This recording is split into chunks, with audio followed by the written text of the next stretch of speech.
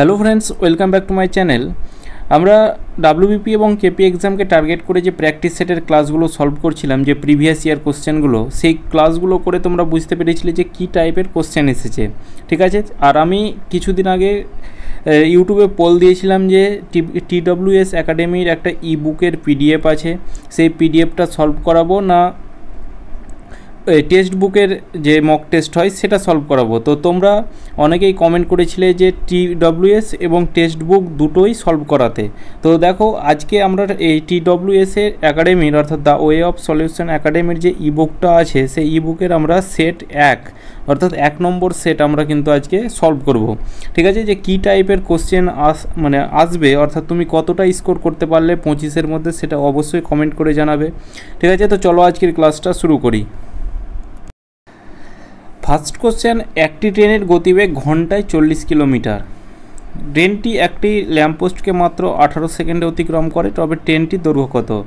যখন কোনো একটা ট্রেন, যখন ল্যাম্পপোস্ট বা কোনো একটা খুঁটি এরকম কিছু, কিংবা কোনো একটা মানুষ যখন লম্বা কিছুকে অতিক্রম করবে, তখন ট্রেনটা তার নিচের দৈর্ঘ্য অতিক্রম করবে।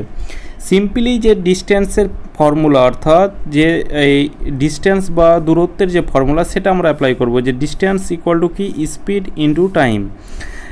স্পিড কত আছে এখানে? 40 কিলোমিটার প্রতি ঘন্টা আছে, তাহলে এইটা আমাদের সেকেন্ডে আছে, উত্তর আমাদের মিটারে চেয়েছে, তবে এটাকে আমরা কি করব, 5/18 দিয়ে গুণ করব। তবে আমরা কি পেয়ে গেলাম, এই 40 কিলোমিটার প্রতি ঘন্টাটা হয়ে গেল মিটার প্রতি সেকেন্ড। টাইমটা কত আছে? টাইমটা হচ্ছে 18 সেকেন্ড, তাহলে ইন্টু 18 সেকেন্ড। এবার এটা আমাদের কাটাকুটি করতে হবে, এই 18 তো কাটা গেল, 4×5 20 অর্থাৎ 200 মিটার। তাহলে যে ট্রেনটার যে দৈর্ঘ্য সেটা হবে 200 মিটার। সেকেন্ড কোশ্চেন, কিছু পরিমাণ টাকা সুজয়, সৌরভ, শ্যামলী ও সুরভির মধ্যে 5:2:4:3 অনুপাতে ভাগ করে দেওয়া হবে। যদি শ্যামলী সুরভির থেকে 100 টাকা বেশি পায়, তবে সৌরভ কত টাকা পাবে? তাহলে প্রথমে অনুপাতটা আমরা লিখছি 5:2:4:3। এবার বলা আছে কি, শ্যামলী সুরভির থেকে, তাহলে শ্যামলী কোনটা? শ্যামলী আমাদের 3 নম্বরে আছে, অর্থাৎ এইটা হচ্ছে আমাদের শ্যামলী। সুরভি কোনটা? এই 4 নম্বরে আছে, অর্থাৎ এটা সুরভি। 100 টাকা বেশি পায়, কিন্তু এখানে আমরা দেখছি কত ইউনিট বেশি পাচ্ছে এই সুরভির থেকে শ্যামলী? আমরা দেখছি 1 ইউনিট বেশি পাচ্ছে, কিন্তু এখানে বলা আছে 100 টাকা বেশি পাচ্ছে। তাহলে 1 ইউনিটের ভ্যালু কত? 1 ইউনিটের ভ্যালু হচ্ছে 100। তাহলে এখানে আমাদের কি প্রশ্নতে চেয়েছে, সৌরভ কত টাকা পাবে? দেখো, সৌরভ কত নম্বর আছে? 2 নম্বরে, তাহলে সৌরভের এফিসিয়েন্সি হচ্ছে 2 ইউনিট। তাহলে 1 ইউনিটের ভ্যালু 100 হলে 2 ইউনিটের ভ্যালু কত হবে? তাহলে 100 × 2 অর্থাৎ কত হবে? 200, ঠিক আছে। তাহলে সৌরভ কত টাকা পাবে? 200 টাকা। এরপর নেক্সট কোশ্চেন, কোনো একটি ক্রিকেট টুর্নামেন্টে প্রথম 10 ওভারে গড় রান 3.2, 282 রান টার্গেট পৌঁছতে হলে পরবর্তী 40 ওভারে গড় রান কত হবে? তাহলে টার্গেটটাকে কত করতে হবে? 282 রান, ঠিক আছে। আর 40 ওভারের গড় রান কত হবে সেটা বের করতে বলেছে। তাহলে ধরে নিলাম যে এক্স হচ্ছে 40 ওভারের গড় রান, তাহলে তাকে টার্গেট করতে হবে কত? 282 রান তাকে টার্গেট করতে হবে 10 ওভার, আর এদিকে 40 ওভারে। এই 282 রানটা তাকে করতে হবে কি, 10 ওভারে প্লাস 40 ওভারে, মানে টোটাল 50 ওভারে তাকে টার্গেট 282 রান করতে হবে। ক্লিয়ার? এবার এর গড় রান বলা আছে এটা, তাহলে এই 10 ওভারের গড় রান বলা আছে 3.2, তাহলে টোটাল রান কত হবে? যে অ্যাভারেজের সাথে যদি আমরা নাম্বারটাকে গুণ করি তবে টোটাল পাবো। তাহলে এখানে নাম্বারটা কত আছে? 10 ওভার, আর অ্যাভারেজ কত আছে? 3.2। তাহলে এটাকে আমরা কি করি? গুণ করি। তাহলে এটা আমরা পেয়ে গেলাম টোটাল রান। 40 ওভারে তাকে রান কত করতে হবে? গড় রান ধরেছি এক্স, তাহলে মোট রান কত হবে? তাহলে ইন্টু এক্স। তাহলে এইটা ইকুয়াল টু এইটা, মানে 10 ওভারের মোট রান এইটা, 40 ওভারের মোট রান এইটা, আর এই দুটোকে যোগ করে আমাদের টার্গেট এই রানটা হবে, ঠিক আছে। তাহলে এখানে এবার 282 রান, এটা ইকুয়াল টু কত? এই 10-এর সাথে 3.2 গুণ করলে কত হবে? 32 হবে, যোগ চিহ্ন কত হবে? এদিকে হবে 40x। তাহলে 40x, তাহলে এদিকে 282 থেকে 32 মাইনাস করতে হবে, কারণ প্লাস 32 আছে, সমানের এদিকে গেলে মাইনাস 32 হবে। তাহলে এদিকে 0, 5, 250, তাহলে এই 0 কাটা গেল, তাহলে 4 দিয়ে এটা কাটা দিলে কত হবে? 4 × 6 = 24, 10.625। তাহলে এখানে আমরা কি ধরেছিলাম যে 40 ওভারের গড় রান এক্স, আর এক্সের ভ্যালু কত পেলাম 6.25, যেটা আমাদের অপশান ডি হয়ে যাবে সঠিক অ্যান্সার। একটি মিশ্র ধাতুতে জিঙ্ক ও কপার 9:11 আছে। যদি মিশ্র ধাতু থেকে 28.8 কেজি জিঙ্ক পাওয়া যায় তাহলে মোট মিশ্রণটি কত?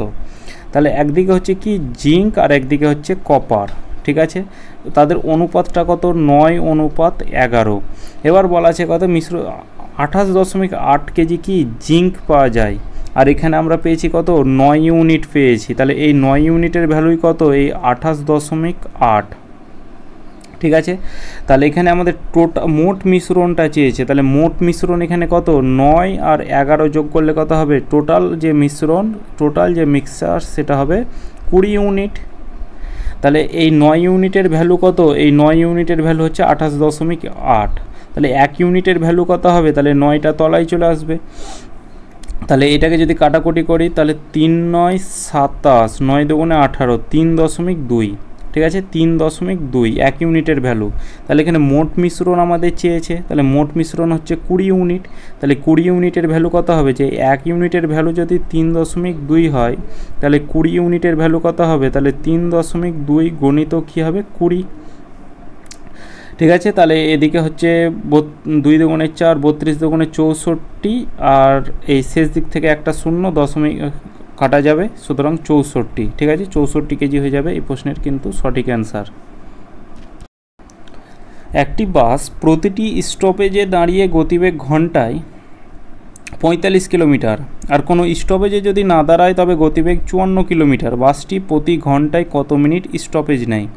মানে সে যদি বাসটি মানে দাঁড়িয়ে দাঁড়িয়ে অর্থাৎ ওই স্টপেজে দাঁড়ালো তবে তার গতিবেগটা হচ্ছে 45 কিলোমিটার ঘন্টা। সে যদি কোনো স্টপেজে না দাঁড়ায় তবে তার গতিবেগটা অবভিয়াসলি বেশি হবে, তাহলে 54 কিলোমিটার প্রতি ঘন্টা। তাহলে এখানে আমরা এটাকে বের করি, প্রথমে কত আছে 45 কিলোমিটার প্রতি ঘন্টা, ঠিক আছে। আর সে যদি না দাঁড়ায় কোনো স্টপেজে সেটা হবে 54 কিলোমিটার প্রতি ঘন্টা। এবার এখানে সে কতক্ষণ দাঁড়াচ্ছে এটা ডিফারেন্স বের করলে বের করতে পারবো, যে 5 4 9 কিলোমিটার, অর্থাৎ এই সে না দাঁড়ালে এই গতিবেগটা, দাঁড়ালে এই গতিবেগটায় যায়, তাহলে এটার ডিফারেন্স পেলে আমরা কি পেয়ে যাব, যে সে কতক্ষণ থামে, এটা হচ্ছে। এবার এটার একটা ট্রিক্স আছে কি, যে কতক্ষণ থামে সেটা আমরা দেখলাম যে 9 ঘন্টা থামে। এবার কতটা, অর্থাৎ এই যে স্পিডে যে স্টপেজে না দাঁড়িয়ে সে কতটা যায় 54 কিলোমিটার প্রতি ঘন্টা, সেটাকে আমরা তলায় লিখব। তাহলে এটা হয়ে গেল কি ঘন্টা, এত ঘন্টা, এটা হয়ে গেল সঠিক অ্যান্সার, যে 1/6 এত ঘন্টা। কিন্তু প্রশ্নতে চেয়েছে কি মিনিটে, তাহলে 1/6 ঘন্টাকে মিনিটে করতে গেলে 60 দিয়ে গুণ করতে হয়, তাহলে 6 10 60 অর্থাৎ 10 মিনিট হয়ে যাবে কিন্তু এই প্রশ্নের আমাদের সঠিক অ্যান্সার। কী করলাম, যে এদের দুটো ডিফারেন্স লিখলাম, ডিফারেন্সটা উপরে লিখলাম। এবার যেটা স্টপেজে না দাঁড়াবে অর্থাৎ স্পিডে যেটা চলে যাবে সেটাকে তলায় লিখব, ঠিক আছে, সেটাকে তলায় লিখব। তাহলে এখানে আমরা এটাকে তলায় লিখলাম, তাহলে 1/6 ঘন্টা হলো, ঘন্টাটাকে মিনিটে করলে কি হবে, এটা হবে ঘন্টাটাকে মিনিটে করলে 60 দিয়ে গুণ করে দিতে হয়, তাহলে এখানে কাটাকুটি গেলে কত হবে 10 মিনিট হয়ে যাবে কিন্তু এটার সঠিক অ্যান্সার। একটি নৌকা স্রোতের অনুকূলে একটি নির্দিষ্ট দূরত্ব অতিক্রম করে 1 ঘন্টায়, স্রোতের প্রতিকূলে ফিরে আসে 1.5 ঘন্টায়। স্রোতের বেগ 3 কিলোমিটার প্রতি ঘন্টা হলে স্থির জলে নৌকার বেগ কত? তাহলে দুটো টাইম বলা আছে, একটা হচ্ছে অনুকূলে গতিবেগ আর একটা প্রতিকূলে গতিবেগ। অনুকূলে গতিবেগ তার সময় কত লেগেছে 1 ঘন্টা, আর প্রতিকূলে তার সময় লেগে গেছে কত 1.5 ঘন্টা। অর্থাৎ পয়েন্টটাকে উঠাতে গেলে কি করতে হয়, তলায় 10 দিয়ে ভাগ করতে হয়। তাহলে এই 10টাকে উঠাতে গেলে এদিকে 10 দিয়ে গুণ করলাম, এদিকে 10 দিয়ে গুণ করলাম, এটা তো কাটাই যাবে। তাহলে 5 দিয়ে কাটা দিলে 2, 5 দিয়ে কাটা দিলে 3, ঠিক আছে। তাহলে এখানে আমরা 2:3 এটা পেলাম আমরা কি টাইম, এটাও ঘন্টাতে আছে এটাও ঘন্টাতে, অর্থাৎ টাইমের রেশিও পেলাম। তাহলে এখান থেকে আমরা স্পিডের রেশিও বের করতে পারবো না, যে 3:2 অর্থাৎ উল্টে গেল, সেটা হলো আমাদের স্পিডের রেশিও। যার স্পিড বেশি লাগবে, যার স্পিড বেশি তার টাইম কম লাগবে, আর যার স্পিড কম তার অবভিয়াসলি টাইম বেশি লাগবে। তাহলে তারা সব পরস্পর কী হয়, ব্যস্ত অনুপাত হয়। স্রোতের বেগ আমাদের দেওয়া আছে 3 কিলোমিটার প্রতি ঘন্টা, এখান থেকে আমরা স্রোতের বেগ বের করতে পারবো না, যে স্ট্রিম স্পিড ইকুয়াল টু কি, অনুকূলে গতিবেগ মাইনাস প্রতিকূলে গতিবেগ বাই 2। অনুকূলে গতিবেগ কত পেয়েছি 3 ইউনিট, অর্থাৎ 3 মাইনাস প্রতিকূলে হচ্ছে 2 বাই 2 মানে 1/2, এটা হচ্ছে স্রোতের গতিবেগ। কিন্তু এখানে বলা আছে না ভাই 3 কিলোমিটার প্রতি ঘন্টা, কিন্তু আমরা এখানে পেলাম কত, হাফ। তাহলে এইটার ভ্যালুই কত, এটার ভ্যালুই হচ্ছে 3। তাহলে 1 ইউনিটের ভ্যালু কত, 1 ইউনিটের ভ্যালু হচ্ছে 6। তাহলে এখানে 1 ইউনিটের ভ্যালু পেয়ে গেলাম। তাহলে এখানে আমরা 3 ইউনিটের ভ্যালু বের করে দিই, তাহলে এটার সাথে 6 গুণ করতে হবে, এটার সাথে 6 গুণ করতে হবে। তাহলে এদিকে হচ্ছে কত, 3 6 18, আর এদিকে হচ্ছে 6 দুগুণে 12, মানে 1 ইউনিটের ভ্যালু এটা বের করলাম। তাহলে এখানে আমরা কি, এটা তো আমাদের 3 ইউনিট, এটা আমরা ইউনিটে পেয়েছি, যেহেতু এগুলো টাইমগুলোকে কনভার্ট করে এগুলো ইউনিটে পেয়েছি। তাহলে অ্যাকচুয়াল যে গতিবেগটা হলো এটা 1 ইউনিটের ভ্যালু 6, তাহলে 3 ইউনিটের ভ্যালু 18 আর 2 ইউনিটের ভ্যালু 12। এবার এখানে বলা আছে নৌকার বেগ কত। তাহলে এখানে বোট স্পিডের ফর্মুলা কি জানি, যে বোট স্পিড ইকুয়াল টু হচ্ছে অনুকূলে গতিবেগ প্লাস প্রতিকূলে গতিবেগ বাই 2। তাহলে এখানে 18 প্লাস 12 বাই 2, তাহলে এদিকে হচ্ছে কত, 18 আর 12 যোগ করলে কত হবে 30, 30 বাই 2 অর্থাৎ 15 কিলোমিটার প্রতি ঘন্টা, এটা হয়ে যাবে নৌকার গতিবেগ। কোনো একটি এলাকায় জনসংখ্যা এক দশকে 1,75,000 থেকে বেড়ে 2,62,500 হয়েছে, প্রতি বছর জনসংখ্যা কত বৃদ্ধি পেয়েছে। প্রথমে ছিল 1,75,000, সেটা বৃদ্ধি পেয়ে কত হয়েছে 2,62,500। তাহলে কত বৃদ্ধি পেয়েছে, অর্থাৎ ইনক্রিজ হয়েছে কত। তাহলে এখানে এই যদি এটাকে মাইনাস করি, তাহলে এদিকে প্রথমে 0, তারপরে হচ্ছে 0, এদিকে হচ্ছে কত, তারপর হচ্ছে 5, তারপরে এদিকে হচ্ছে 8 7, 87,500 কিন্তু বৃদ্ধি পেয়েছে। ঠিক আছে, এবার কতর মধ্যে বৃদ্ধি পেয়েছে, পার্সেন্টেজ ইনক্রিজ যদি বের করি, ওপরে বৃদ্ধি পেয়েছে সেটা লিখব, কতর মধ্যে বৃদ্ধি পেয়েছে সেটাকে আমরা তলায় লিখব। তাহলে 1,75,000-এর মধ্যে বৃদ্ধিটা পেয়েছে, ইনটু পার্সেন্টেজ আনতে গেলে 100 দিয়ে গুণ করতে হয়। তাহলে এদিকে এই দুটো শূন্য কাটা গেল, একটা শূন্য কাটা গেল, 5 দিয়ে কাটা দিলে 3 5 15, 5 5 25, 5 দিয়ে 5 17 85, 1750, 5 দিয়ে 7, 5 দিয়ে কাটা দিলে 3 5 15, এদিকে 0, 7 দিয়ে 5 7 35, 50, অর্থাৎ 50% কিন্তু বৃদ্ধি পেয়েছে। ঠিক আছে, 50%। এইটা মাইনাস করলে 87,500 হবে, এটা 50%। অপশান এটাতে একটু ভুল ছিল, ঠিক আছে, অপশান এটা হয়ে যাবে সঠিক অ্যান্সার, যে এটা হয়ে যাবে 50%। কোশ্চেন 9, শ্যামল, শুভজিৎ এবং সুমি একটি কাজ 20, 30 এবং 60 দিনে শেষ করতে পারে। তারা একসঙ্গে কাজটি করলে কাজটি কত দিনে করবে, অর্থাৎ এটাকে এ ধরছি, এটাকে বি ধরছি, এটাকে সি ধরছি, তবে এই লিখতে সুবিধা হবে। তাহলে এ একটা কাজ 20 দিনে করতে পারে, বি একটা কাজ 30 দিনে করতে পারে, সি একটা কাজ 60 দিনে করতে পারে। টোটাল কাজের এফিসিয়েন্সি কী হবে, এই তিনটের লসাগু অর্থাৎ 60 ইউনিট। তাহলে এ এর এফিসিয়েন্সি হবে 3, বি এর এফিসিয়েন্সি 2 আর সি এর এফিসিয়েন্সি 1। তারা একসাথে যদি কাজ করে কাজটা কত দিনে শেষ করবে, তাহলে তারা একসাথে যদি কাজ করে 3 2 5 6 ইউনিট করে তারা কাজ করবে। 6 ইউনিট করে টোটাল কাজটা হচ্ছে 60 ইউনিটের, তাহলে 6 10 60, অর্থাৎ 10 দিনে তারা কিন্তু কাজটা শেষ করবে। এরপর নেক্সট কোশ্চেন, প্রথম 8 জন ছাত্রছাত্রীর গড় প্রাপ্ত নম্বর 51, অন্য 9 জন ছাত্রছাত্রীর গড় প্রাপ্ত নম্বর 68, তাহলে মোট 17 জন ছাত্রছাত্রীর গড় কত। তাহলে এখানে 8 জন ছাত্রীর গড় নম্বর বলা আছে এত, তাহলে মোট নম্বর কত হবে, তাহলে 51-র সাথে এই মানে নাম্বারের সাথে অ্যাভারেজ গুণ করলে আমরা মোট পেয়ে যাব। এবার যোগ চিহ্ন, এটার এই 9 জন ছাত্র, অর্থাৎ এই 9-এর সাথে এবার কি করব 68 গুণ করব, তাহলে এই 9 জন ছাত্রের গড় বলা আছে এত, তাহলে 9 জন ছাত্রের মোট নম্বর পেয়ে গেলাম এত। এটাকে কী করতে হবে 17 দিয়ে ভাগ করতে হবে, তবে আমরা প্রাপ্ত নম্বরের গড়টা পেয়ে যাব। তাহলে এদিকে হচ্ছে কত, 8 একে 8, 5 8 40, 408 যোগ চিহ্ন, 8 9 72-এর 2 হাতে থাকলো 7, 6 9 54, এদিকে 8 9 72, 6 9 54, এদিকে হচ্ছে 61, 54 7 যোগ করলে হবে 61, এটা 22 17। তাহলে এদিকে 8 আর 2 যোগ করলে কত হবে,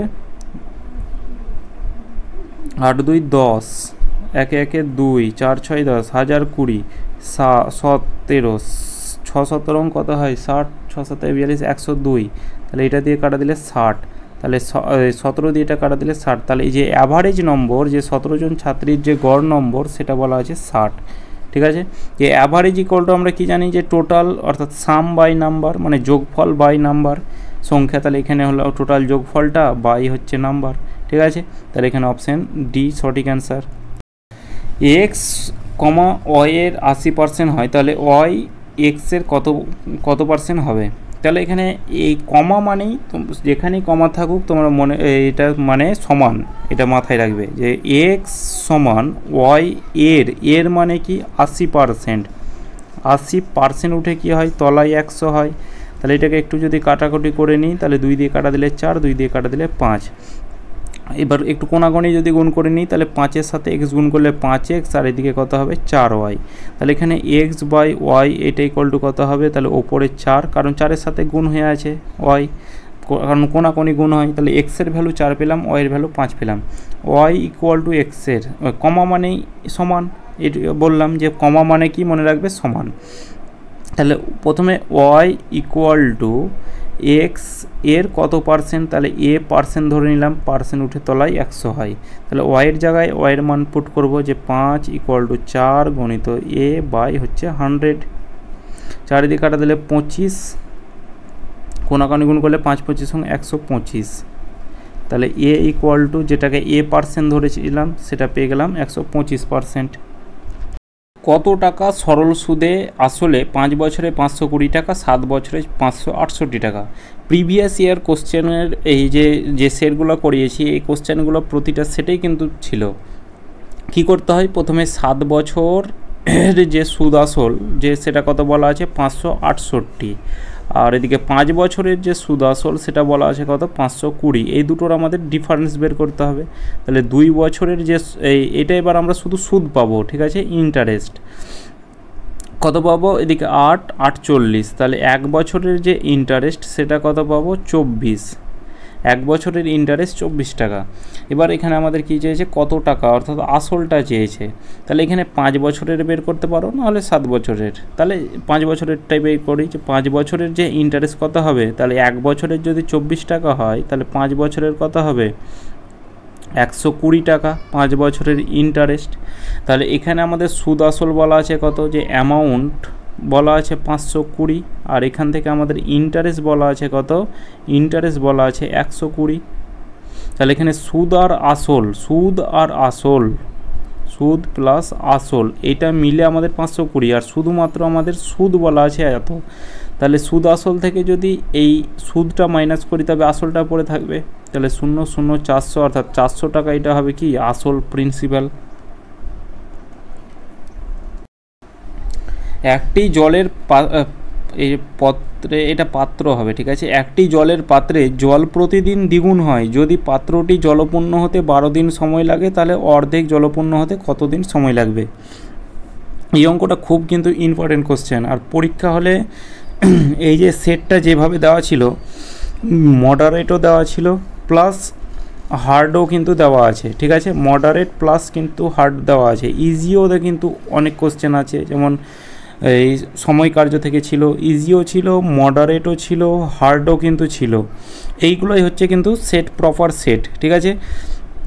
তো এই সেট অর্থাৎ এই ক্লাসগুলো করতে থাকো, অনেকটা তোমরা কিন্তু হেল্পফুল হবে।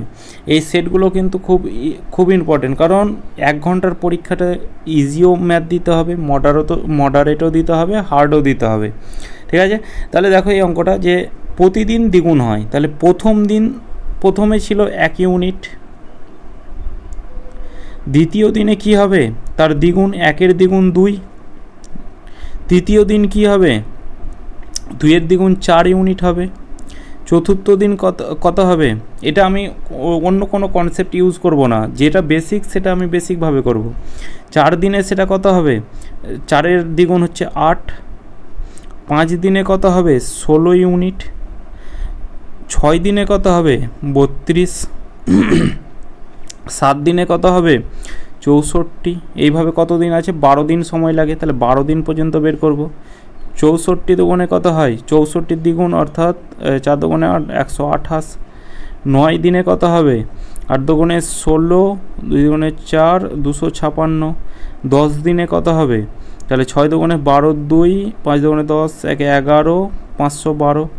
11 দিনে কত হবে? এটার দ্বিগুণ করো, অর্থাৎ 2 দুগুণে 4, 2 একে 2, 1024। 12 দিনে কত হবে? তাহলে 4 দুগুণে 8, 2 দুগুণে 4, 0, 2048। তাহলে 12 দিনে 2048 ইউনিট। এটা কি পেলাম? এই 2048 ইউনিট, এটা হচ্ছে টোটাল ট্যাঙ্কের ইফিসিয়েন্সিটা পেয়ে গেলাম। বলা আছে কি, তাহলে অর্ধেক জলপূর্ণ করতে কত সময় লাগে? তাহলে 12 দিনে যে জলপূর্ণ হচ্ছে সেটা হচ্ছে 2048 ইউনিট কিন্তু জলপূর্ণ হচ্ছে। এটা টোটাল, এটা জলের ইফিসিয়েন্সিটা, যে এত ইউনিট 12 দিনে পূর্ণ হচ্ছে। এবার অর্ধেক পূর্ণ করতে হবে, তাহলে এখানে 2048-এর অর্ধেক পূর্ণ করো। তাহলে অর্ধেক মানে কি, 2 দিয়ে ভাগ করে দিতে হয়, তাহলে 1024 হলো। তাহলে এই 1024 তার কত দিন সময় লেগেছে? এখানে 1024 দেখো এখানে পেয়েছি যে এখানে আমাদের 11 দিন সময় লেগেছে। তাহলে অর্ধেক পূর্ণ হতে কত দিন সময় লাগবে? 11 দিন সময় লাগবে, যেটা আমাদের অপশান এতে আছে। 4, 7, 6 দুটো স্টার 0 সংখ্যাটি 3 এবং 11 উভয় সংখ্যা দ্বারা বিভাজ্য। শতক ও দশকের স্থানে অশূন্য সংখ্যাগুলি যথাক্রমে, মানে আমাদের এই শূন্য সংখ্যাটিকে না ধরে আমাদের সেটা আমাদের 3 আর 11 দ্বারা বিভাজ্য হতে হবে। তাহলে 4, 7, 6 এবার দুটো স্টার, শূন্যটা ধরলাম না। এবার 3 দ্বারা বিভাজ্যের নিয়ম কি? পুরো অঙ্কদের যোগফল যদি 3 দ্বারা ভাগ যায় তবে পুরো সংখ্যাটা 3 দ্বারা ভাগ যাবে। তাহলে প্রথমে কত আছে? 4 + 7 + 6 + 4, 6, 10, 17। 17-র সাথে প্রথমে যদি 6 আর 2, 8 যোগ করি তাহলে কত হবে? 25। মানে প্রথম স্টারে যদি আমরা এই অপশন 6 রাখি তাহলে এখানে 6 যোগ করতে হবে, তারপরে দ্বিতীয় স্টারটাকে 2, তাহলে এটাকে যোগ করলে টোটাল হচ্ছে 25। 25 কি 3 দ্বারা ভাগ যায়? যাবে না, তাহলে প্রথম অপশন এ কিন্তু হবে না। এবার কি দ্বিতীয় অপশানটাকে রাখি, এখানে 8 আর 2, তাহলে এখানে 8 আর 2 যদি যোগ করি তাহলে এখানে হচ্ছে 17 আর 8, 2, 27। এটা কিন্তু 3 দ্বারা ভাগ যায়, ঠিক আছে। এরপর পরের অপশানটা টেস্ট করি, তাহলে এই 3টাকে যোগ করলে কত হয়? 17। 17-র সাথে এদিকে 7 আর 5 কত? 7 আর 5 হচ্ছে 11, কত হচ্ছে? 28, 20, 28। 28 3 দ্বারা ভাগ যায় না, অপশান সি হবে না। অপশান ডিটা দেখি, তাহলে এখানে 17, এই 3টাকে যোগ করে 17 হচ্ছে, তার সাথে 8 আর 5 যদি যোগ করি তাহলে কত হবে? 8 আর 5 যোগ করলে 13, তাহলে এদিকে হচ্ছে 30, তাহলে এটাও যাবে। তাহলে এই দুটোর মধ্যে এটাও 3 দ্বারা যাচ্ছে, এটাও 3 দ্বারা যাচ্ছে। এবার দেখতে হবে 11 দ্বারা যাচ্ছে কি না। তাহলে 11 দ্বারা বিভাজ্যের নিয়ম কি? এটা এমনি ডাইরেক্ট অঙ্কও করা যায়, মানে ডাইরেক্ট ভাগ হিসেবেও করতে পারো, যে এখানে 4, 7, 6, এবার প্রথমে 8 আর 2 রাখি, এবার 11 দ্বারা বিভাজ্য করি, তাহলে এখানে 4, 11, 44, 3, 11, 33, 3, 8, অর্থাৎ 3, 11, 33, 52 হচ্ছে, শেষে 52 হচ্ছে, অর্থাৎ অপশান বি হবে না, অর্থাৎ অপশান ডি হয়ে যাবে সঠিক অ্যান্সার। কারণ এই অপশান বি যখন হচ্ছে না তাহলে অপশান ডিটাই পড়ে আছে, তাহলে অপশান ডি হয়ে যাবে সঠিক অ্যান্সার। আর এখানে 11 দ্বারা বিভাজ্যের নিয়মটা কি? 11 দ্বারা বিভাজ্যের নিয়ম হচ্ছে একটা সংখ্যা ছেড়ে আরেকটা সংখ্যার যোগফল। তাহলে এখানে 4 + 6 + স্টার, এবার যোগ করে আরেকটা কী করতে হবে? মাইনাস করতে হবে, কি? এই আরেকটা সংখ্যা ছেড়ে আরেকটা, তাহলে 7 + স্টার। এটাকে মাইনাস করে আমাদের 0 আসতে হবে কিংবা 11 আসতে হবে। তাহলে এই অপশানটা টেস্ট করছি, যেখানে 4 + 6 + 8, এখানে 7 + 5, 4, 6, 10 আর 8 হচ্ছে 18, মাইনাস কত? 4, 6, 10, 18, এদিকে 7 আর 5, 12। এভাবে তো মিলছে না। ও, এখানে আমরা এখানে একটা সংখ্যা বাদ দিয়েছি, তো সুতরাং এইটা আমাদের এই নিয়মটা জেনে রাখো, যে এই নিয়মটা অর্থাৎ এইভাবে কিন্তু আমাদের এই 11 দ্বারা বিভাজ্যের নিয়ম, ঠিক আছে। 11 দ্বারা বিভাজ্যের নিয়ম অর্থাৎ এইটা আমাদের একটু ভুলে গেছিলাম, যে প্রথমে যেহেতু 0 একটা বাদ দিয়েছি, তাহলে এখানে আমাদের এই 11 দ্বারা সরাসরি ভাগ করে আমাদের কিন্তু অপশান ডিটা হয়ে যাবে সঠিক অ্যান্সার। 3টি বর্গাকার ক্ষেত্রে যাদের বাহুগুলি হলো 2 সেমি, 3 সেমি, 6 সেমি, নতুন বর্গাকার ক্ষেত্র তৈরি করা হলো। নতুন বর্গাকার ক্ষেত্রের বাহু কত সেমি হবে? তাহলে প্রথমে 3টে বর্গক্ষেত্র ছিল, মানে 3টি বর্গক্ষেত্রের বাহু ছিল 2 সেমি, 3 সেমি, 6 সেমি। নতুন বর্গক্ষেত্র তৈরি করছে, তাহলে এটার আমাদের ফর্মুলা হচ্ছে যে এই প্রথমে 2 স্কোয়ার প্লাস 3 স্কোয়ার প্লাস হচ্ছে 6 স্কোয়ার, এটা থেকে যে এটা এই ধরনের অঙ্ক একটা ঘনকের কিংবা এরও ধরনের একটা অঙ্ক থাকে যে বৃহত্তম বাহু কত হবে, এই বৃহত্তম বাহুর এই ফর্মুলাটাই আমাদের, এটা কিন্তু এই কোশ্চেনটার এটা একই কোশ্চেন। ঠিক আছে, এখানে যদি বলতো যে এরকম 3টে বাহু ছিল, বৃহত্তম বাহু কত সেমি হবে, এই সেম একই কনসেপ্ট আমরা ইউজ করব। তাহলে 4 + 9 + 36, তাহলে এই কত হচ্ছে 49, বাইরে বেরিয়ে এসে যেটা কত হবে 7, অর্থাৎ 7 সেমি হয়ে যাবে কিন্তু সঠিক অ্যান্সার। কোশ্চেন 16, এই টু দি পাওয়ার n আর এদিকে 1 - সঠিকভাবে কোন সংখ্যা দ্বারা বিভাজ্য?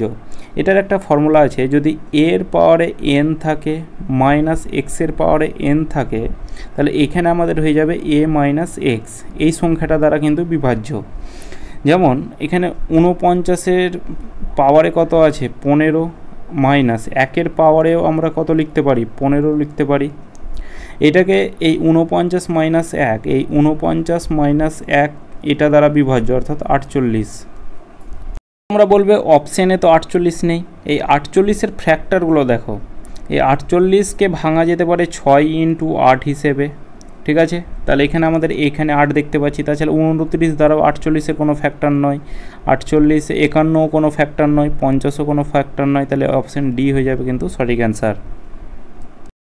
যে সময়ে 80,000-এর পরিমাণ 92,610 টাকা 10% পিএ, অর্থাৎ রেট চক্রবৃদ্ধি সুদ আধা বার্ষিক অর্থাৎ অর্ধবার্ষিক, তাহলে চক্রবৃদ্ধি হচ্ছে মানে টাইমটা আমাদের চেয়েছে।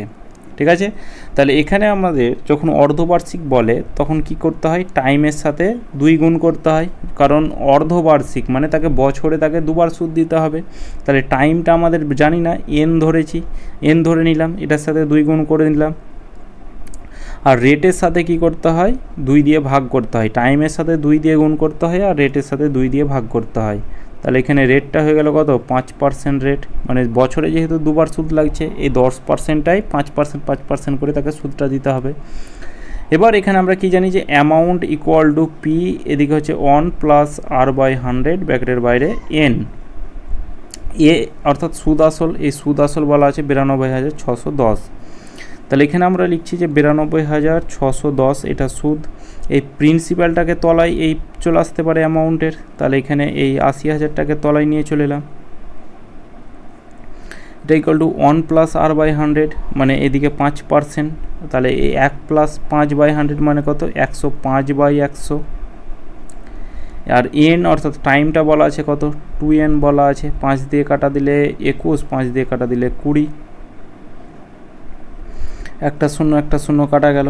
এবার দেখো এই অঙ্কগুলো, এই যে খুব সহজ অঙ্ক, কিন্তু একটু বুদ্ধিটা খাটাতে হবে।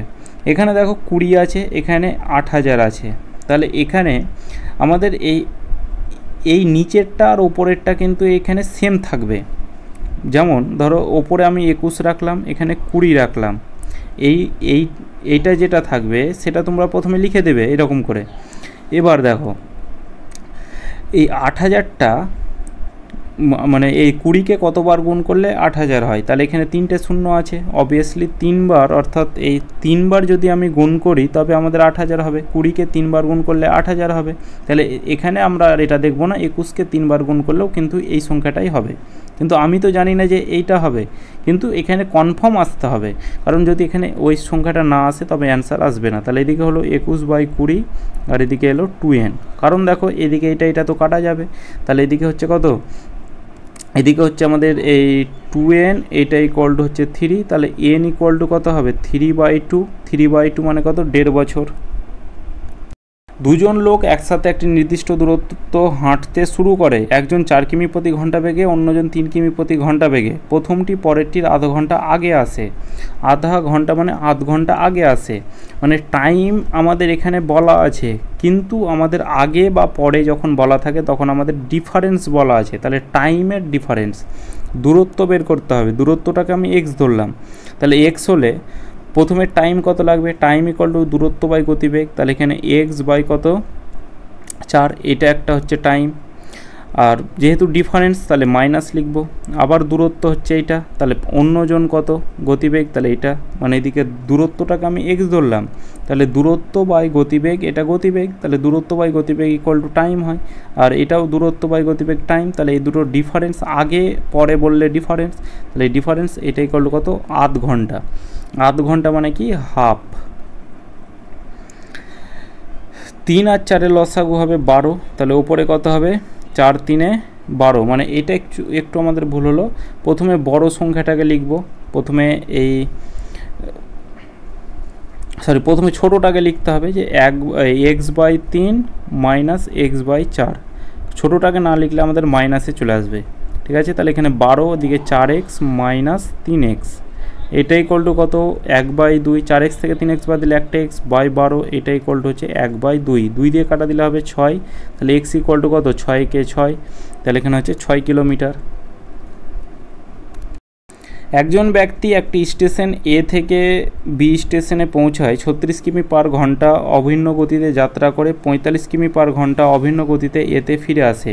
এ থেকে বিতে যায়, আবার বি থেকে এতে ফিরে আসে, মানে দূরত্ব একই, তাহলে গড় গতিবেগ চেয়েছে। যখন দূরত্ব একই হয় তখন গড় গতিবেগ কী হবে 2xy বাই কি x প্লাস ওয়াই, ঠিক আছে। 2 × x এর ভ্যালু কত, দুটো গতিবেগ, একটা হচ্ছে 36 আর একটা হচ্ছে কত 45, আর এদিকে হচ্ছে x প্লাস হয়, তাহলে 40 আর 30 70, আর এদিকে হচ্ছে 81, 9 দিয়ে কাটা দিলে 9 9 81, 5 9 45, 4 9 36, 4 5 20, 20 দুগুণে 40, 40 কিলোমিটার প্রতি ঘন্টা।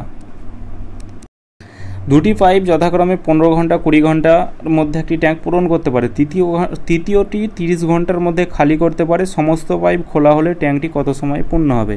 তাহলে এ পাইপ 15 ঘন্টায় পূর্ণ করতে পারে, বি পাইপ 20 ঘন্টায় পূর্ণ করতে পারে, আর সিটায় যেহেতু খালি করে সেটাকে আমরা মাইনাস লিখলাম, সেটা হচ্ছে 30 ঘন্টায়। টোটাল কাজের ইফিসিয়েন্সি হচ্ছে 60 ইউনিট। 60 ইউনিট হলে এর ইফিসিয়েন্সি 4 ইউনিট, বি এর ইফিসিয়েন্সি 3 ইউনিট, আর সি এর ইফিসিয়েন্সি 2 ইউনিট। একসাথে 3টি পাইপ চালিয়ে দিল, তাহলে 4 আর 3 7 ইউনিট তো পূর্ণ করবে, আবার 2 ইউনিট সি কী করবে বের করে দেবে, তাহলে টোটাল 5 ইউনিট করে পূর্ণ হবে। তাহলে 5 ইউনিট করে এই 60 ইউনিটের ট্যাঙ্কটা তার কতক্ষণ সময় লাগবে? 12 ঘন্টা সময় লাগবে। একজন ব্যক্তি 250টি চেয়ার বিক্রি করেছেন, 50টি চেয়ার মূল্যের সমান লাভ করেছেন, তাহলে সে প্রফিট করেছে কত? 50টি চেয়ারের মূল্য, মানে 50 টাকা ধরলাম। 250টি চেয়ারের দাম 250 টাকা ধরলাম, 50টি চেয়ারের দাম 50 টাকা, তাহলে সে লাভ করেছে 50 টাকা। বিক্রি করেছে কত? সেলিং প্রাইস সে বিক্রি করেছে 250 টাকায়, বিক্রি করে সে 50 টাকা লাভ করেছে। তাহলে সে কিনেছে কত টাকায়? ক্রয় মূল্য, তাহলে সে নিশ্চয়ই এই 250 থেকে 50 মাইনাস করতে হবে। যে বিক্রয় মূল্য থেকে যদি লাভ অর্থাৎ 50 মাইনাস করি তবে কি হবে? ক্রয় মূল্য হবে। তাহলে 200 টাকা ক্রয় মূল্য। সে কিনেছে 200 টাকায়, এবার বিক্রি করেছে 250 টাকায়, সে লাভ করেছে 50 টাকা। এবার বলা আছে তার লাভের শতাংশ কত? তাহলে পার্সেন্টেজ প্রফিট বের করো। তাহলে প্রফিট বের করতে গেলে প্রফিট ওপরে, তলায় ক্রয় মূল্য, ক্রয় মূল্য হচ্ছে 200 ইন্টু হচ্ছে কি 100, তাহলে এদিকে 0 0 কাটা গেল, 25 দুগুণে 50, অর্থাৎ 25% প্রফিট। 36টি কমলালেবু বিক্রি করার পর একজন বিক্রেতা 4টি কমলালেবুর বিক্রয় মূল্য ক্ষতি হয়। আগের অঙ্কটাই মতো, এটাতে ক্ষতি বলা আছে, আগেরটাই লাভ বলা ছিল। তাহলে এখানে ক্ষতি অর্থাৎ লস বলা আছে কত? 4টির দাম 4 টাকা, 36টির দাম 36 টাকা ধরলাম, তাহলে 4 টাকা তার লস। সে বিক্রি করেছে কত? অর্থাৎ সেলিং প্রাইস সে 36টি বিক্রি করেছে, তাহলে 36 টাকায় 36টি বিক্রি করেছে, মানে এখানে ধরলাম যে সে 36 টাকায় বিক্রয় করেছে। তাহলে সে কিনেছে কত টাকায়? এবার আমাদের এই ক্রয় মূল্য হবে কি, যখন লস বলা থাকবে তখন বিক্রয় মূল্যের সাথে অর্থাৎ 36-এর সাথে এই লসটাকে আমাদের যোগ করতে হবে। তাহলে 40 টাকায়, অর্থাৎ 40 টাকায় কিনেছে, কারণ দেখো এখানে 40 টাকায় কিনেছে, 36টি বিক্রি করেছে, 40 টাকায় কিনেছে, 36 টাকায় বিক্রি করেছে, তাহলে তার অবভিয়াসলি 4 টাকা লস হচ্ছে। তাহলে এখানে আমাদের কি করতে হবে? পার্সেন্টেজ লস বের করতে হবে। তাহলে লস ওপরে লস, তলায় ক্রয় মূল্য ইন্টু 100, 4 10 40, 10 10 100 সমান হচ্ছে 10% লস। একটি খরগোশ যতক্ষণে, এই অঙ্কটা প্রথমে আমাদের এই কাজটা করতে হবে, ঠিক আছে। এই কোশ্চেনটা সেম একই কোশ্চেন দেয় যে কুকুরের 3টি লাফ অর্থাৎ ডগের 3টি লাফ অর্থাৎ 3 ডগ লিখলাম, ইকুয়াল টু সমান যেহেতু বলা আছে সমান লিখব, আর এদিকে খরগোশের 4টি লাফ অর্থাৎ 4টি খরগোশ অর্থাৎ কে ধরলাম, তাহলে এখানে ডগ বাই খরগোশ এটা ইকুয়াল টু কত হবে, তাহলে ওপরে 4 তলায় 3 কোনাকুনি গুণ, তাহলে মানে কুকুরটা 4 লাফ দেয় তখন খরগোশটা 3 লাফ দেয়। এবার বলা আছে তাদের দ্রুতির অনুপাত কুকুর আর খরগোশ, তাহলে প্রথমে আমাদের ডগ তারপরে হচ্ছে আমাদের খরগোশ বের করতে হবে। এবার এখানে দেখো যে খরগোশ যতক্ষণে 5 লাফ দেয় মানে খরগোশ 5 লাফ দেয় আর কুকুর ততক্ষণে 4 লাফ দেয়, এখানে এইভাবে লিখলাম। এবার ডগ কত 4 লাফ দিচ্ছে, তাহলে এখানে 4-এর সাথে 4 গুণ করলাম। খরগোশ 3 লাফ দিচ্ছে, তাহলে এখানে 3 গুণ করলাম। ঠিক আছে, তাহলে এখানে 4-4 16 অনুপাত 3-5 15, 16 অনুপাত 15 অর্থাৎ অপশান বি হয়ে যাবে কিন্তু সঠিক অ্যান্সার। এখানে অনেকটা ভুল করে যে এখানে কুকুর আর খরগোশ, এখানে খরগোশ যেমন এখানে দেখো এই প্রথমে খরগোশ ছিল তারপরে ছিল কুকুর, তাহলে এখানে খরগোশ আর কুকুরের রেশিও 15 অনুপাত 16 যদি করে ভুল হবে। ওখানে যেটা চাইবে প্রথমে কুকুর চেয়েছে প্রথমে কুকুরটাকে লিখলাম, খরগোশ চেয়েছে খরগোশটাকে পরে লিখলাম। এবার এখানে কি খরগোশ 5 লাফ দিচ্ছে তাহলে খরগোশের সামনে খরগোশ লিখলাম, কুকুর 4 লাফ দিচ্ছে তখন কুকুরের সামনে কুকুর। এবার যার এফিসিয়েন্সি যত অর্থাৎ ডগ 4 লাফ দেয় তাহলে 4 গুণ করব, খরগোশ 3 লাফ দেয় খরগোশের সাথে খরগোশ গুণ করব, 16 অনুপাত 15 এটা হয়ে যাবে কিন্তু আমাদের সঠিক অ্যান্সার। 110 মিটার লম্বা একটি ট্রেন 72 কিলোমিটার প্রতি ঘন্টা বেগে 132 মিটার সেতুকে অতিক্রম করতে কত সময় নেয়? যদি লম্বা ট্রেন দুটো ট্রেন বলা থাকে তবে টোটাল ডিস্টেন্সটা হয়ে যাবে কি দুটো ট্রেন বা একটা সেতু একটা ট্রেন বলা থাকলে এই দুটো ট্রেনের অর্থাৎ একটা ট্রেন আর সেতুর যোগফল 110 প্লাস 132 এটা হয়ে যাবে টোটাল ডিস্টেন্স। স্পিড কত আছে 72 কিলোমিটার প্রতি ঘন্টা, এগুলো আমাদের সেকেন্ডে চেয়েছে এটাও মিটারে আছে, তাহলে 5/18 দিয়ে গুণ করব, তাহলে এটা কি পেয়ে গেলাম আমরা মিটার প্রতি সেকেন্ড পেয়ে গেলাম, 4×18 = 72 অর্থাৎ 4×5 20 কিলোমিটার প্রতি ঘন্টা। এবার আমাদের কি চেয়েছে টাইম ইকুয়াল টু কি দূরত্ব বাই গতিবেগ, তাহলে এখানে দূরত্ব কত আছে এদিকে হচ্ছে 242 আর তলায় কত 20। টাইম ইকুয়াল টু দূরত্ব বাই গতিবেগ, তাহলে দূরত্ব এইটা আর গতিবেগ হচ্ছে এইটা যে মিটার প্রতি সেকেন্ড। 2 দিয়ে কাটা দিলে 112, 2 দিয়ে কাটা দিলে হচ্ছে 10, তাহলে নিচে 0 আছে ওপরে 1 ঘর আগে দশমিক, তাহলে 12.1 এটা হয়ে যাবে সঠিক অ্যান্সার এত সেকেন্ড। এরপর নেক্সট কোশ্চেন, 10 বছর পর এর বয়স 10 বছর আগে বিয়ের বয়স যা ছিল তার দ্বিগুণ, এর বর্তমান বয়স বিয়ের থেকে 9 বছর বেশি হলে বিয়ের বর্তমান বয়স কত ছিল? এই অঙ্কটা কিছুই নয়, একটু যদি ভালোভাবে বেসিকভাবে পড়া যায় তবে অঙ্কটা হয়ে যাবে যে এ অনুপাত বি এটাকে আমরা ধরলাম, বিয়ের বর্তমান বয়স চেয়েছে সেটাকে ধরলাম এক্স।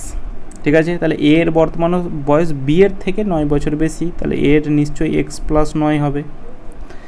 এবার 10 বছর পর এর বয়স, তাহলে 10 বছর পরে যখন বলে তখন আমরা যখন এই বয়স সংক্রান্ত সমস্যাতে কি দেখেছি অঙ্কগুলোয় পরে বললে যোগ চিহ্ন আগে বললে বিয়োগ চিহ্ন, তাহলে 10 বছর পরে এর বয়স যেইভাবে বলবে সেইভাবে আমরা অঙ্ক করব। তাহলে 10 বছর পরে কত হবে, তাহলে প্লাস 10 হবে, তাহলে এক্স প্লাস 9 তো ছিল এর বয়স, তাহলে প্লাস 10 বছর হলো। বিয়ের বয়স যা ছিল তার দ্বিগুণ, বিয়ের বয়স কত ছিল 10 বছর আগে বিয়ের বয়স, এটা একটু ভুল করলাম পড়তে যে 10 বছর পরে এর বয়স এইটা, তাহলে 10 বছর আগে বলা আছে বিয়ের বয়স, তাহলে 10 বছর আগে বললে মাইনাস, তাহলে এক্স মাইনাস 10। বিয়ের বয়সের দ্বিগুণ, এর যার সাথে গুণ করা থাকে তার সাথে আমরা গুণ করি, বদমাস নিয়মে বি মানে হচ্ছে ব্র্যাকেট অফ মানে এর যার সাথে থাকে সেটাকে গুণ করি, তাহলে দ্বিগুণ বলা আছে তাহলে এটার সাথে দ্বিগুণ করব, এইটা ইকুয়াল টু এইটা করে দেব।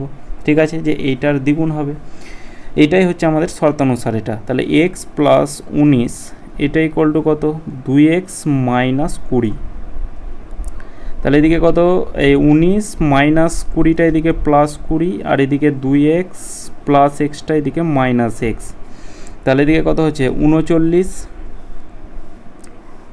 এটা ইকুয়াল টু কত 2x থেকে একটা এক্স বাদ দিলে এক্স, তাহলে এক্সের ভ্যালু কত পেলাম 39। ঠিক আছে, যে বি এর বর্তমান বয়স এক্স ধরেছিলাম তাহলে এক্সের ভ্যালু কত পেলাম 39, যেটা অপশান ডি। এই অঙ্কটা আরেকবার বলে দিই, প্রথমে বি এর বয়স এক্স ধরলাম, এর থেকে 9 বছর বেশি বলা আছে, তাহলে এক্স প্লাস 9। 10 বছর পর বলা আছে, তাহলে এখানে 10 বছর যোগ হয়ে যাবে, তাহলে এক্স প্লাস 19 হলো। এটা 10 বছর আগে বি এর বয়স বলা আছে, তাহলে 10 বছর আগে, তাহলে এক্স মাইনাস 10 হবে। এটার দ্বিগুণ, যার সাথে এর গুণ থাকে সেটাকে আমরা গুণ করি, তাহলে এর মানে গুণ চিহ্ন, তাহলে এখানে বি এর সাথে গুণ, তাহলে এটার সাথে গুণ করলাম, তাহলে এইটা ইকুয়াল টু এইটা হলো যে এই 10 বছর আগে যেটার 10 বছর পরে এর যে বয়স 10 বছর আগে বিয়ের বয়সের দ্বিগুণের সমান হবে, তাহলে এটা সমান এটা, তাহলে এটার এক্সের ভ্যালু কত পেলাম 39, যেটা অপশান ডি হয়ে যাবে সঠিক অ্যান্সার। তো এটাই শেষ কোশ্চেন ছিল। কতটা স্কোর করলে আমাকে কমেন্ট করে অবশ্যই জানাবে। তো চলো দেখা হচ্ছে নেক্সট ক্লাসে। এরপরে আমরা টেক্সট বুকের মক সলভ করাবো, ঠিক আছে? এরপরের যে ক্লাসটা হবে সেটা টেক্সট বুকের। এবার কোন ক্লাসটা বেশি, অর্থাৎ কোন ক্লাসের যে অঙ্কগুলো বেশি ভালো সেটা তোমরা অবশ্যই আমাকে কমেন্ট করে জানাবে, যে এই মানে হয়তো টেক্সট বুক না TWS একাডেমির যে স্ট্যান্ডার্ড লেভেলের কোনটা অঙ্ক, সেটা কিন্তু তোমরা অবশ্যই আমাকে কমেন্ট করে জানাবে। এরপরের ক্লাসটা হবে টেক্সট বুকের যে মক টেস্ট আছে, সেই মক টেস্টটা সলভ করাবো।